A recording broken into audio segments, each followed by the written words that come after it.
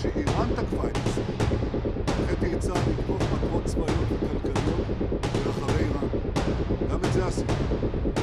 כרגע האש בחזית הזאת נצורה, כי אחרי שהקינו במשטר הטרור בטהרן, הוא חדל מלתקוף אותנו. במידה שמשטר הטרור יעשה את הטרור ויחזור לתקוף. Laporan intelijen Amerika Serikat mengungkap adanya dugaan operasi mata-mata yang dilakukan Israel terhadap jajaran pejabat tinggi dalam pemerintahan Presiden Donald Trump. לכן, אזרחי ישראל היקרים, כפי שאני אומר זאת בהערכה וכבוד, בשיחותיי Operasi ini disebut menyasar para diplomat yang tengah merumuskan kebijakan strategis Washington terkait hubungan dengan Iran. השוואה חדשה.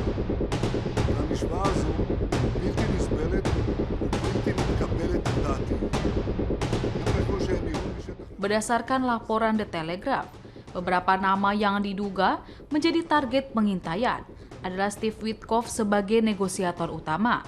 כפי שעשיתי במשך עשרות שנים. אני עומד בתוקף על זכותנו לפעול נגד אויבינו. Kemudian Elbridge Colby dari Pentagon serta Michael DiMino yang menjabat sebagai penasihat kebijakan Timur Tengah. We have to make sure that Iran doesn't get a nuclear weapon. All of the things that you see me fighting for so hard.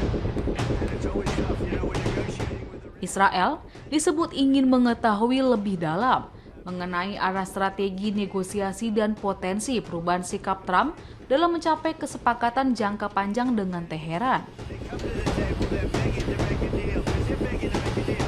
I hope we don't have to do the work. Ironisnya, dugaan spionase ini muncul di tengah hubungan kerjasama militer yang sangat erat antara kedua negara selama masa perang. You're winning every point. And they say, but in Washington, they want to stop you from negotiating. They want to stop you. Hingga saat ini para perwira Israel masih aktif berkoordinasi dengan Komando Pusat Amerika Serikat atau US Central Command untuk berbagi informasi operasional di lapangan. And it comes over the wire that the Democrats want to stop Trump from further. Kekhawatiran ini tertuang dalam laporan penilaian Badan Intelijen Pertahanan Amerika Serikat atau DIA yang juga melibatkan berbagai lembaga kontraintelijen dan keamanan pertahanan lainnya.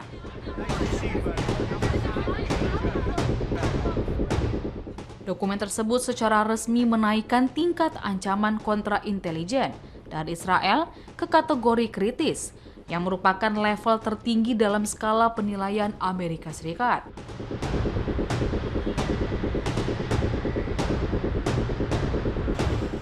Mengutip laporan New York Times, Israel kini dinilai sebagai ancaman kontraintelijen yang lebih besar bagi Amerika Serikat dibandingkan negara sekutu lainnya.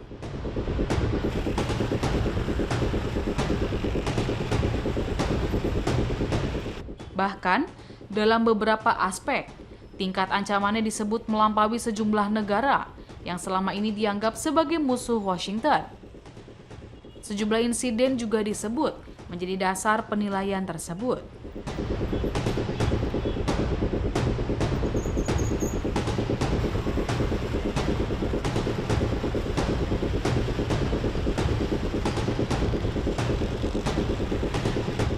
Pada tahun 2021, intelijen militer Israel dilaporkan berupaya menanam perangkat penyadap di kantor pusat DIA. Sementara pada tahun 2025, Badan Intelijen Domestik Israel Shin Bet disebut ditemukan mencoba memasang perangkat serupa di kendaraan milik Secret Service Amerika Serikat.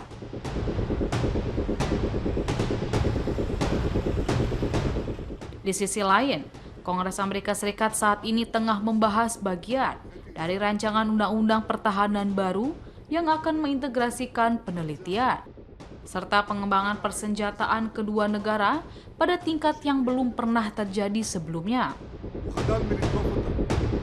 במידה שמשטר הטרור יעשה את הטרור ויחזור לתקוף. Rencana tersebut berpotensi memperdalam kerjasama pertahanan di tengah munculnya kekhawatiran terkait aktivitas intelijen Israel.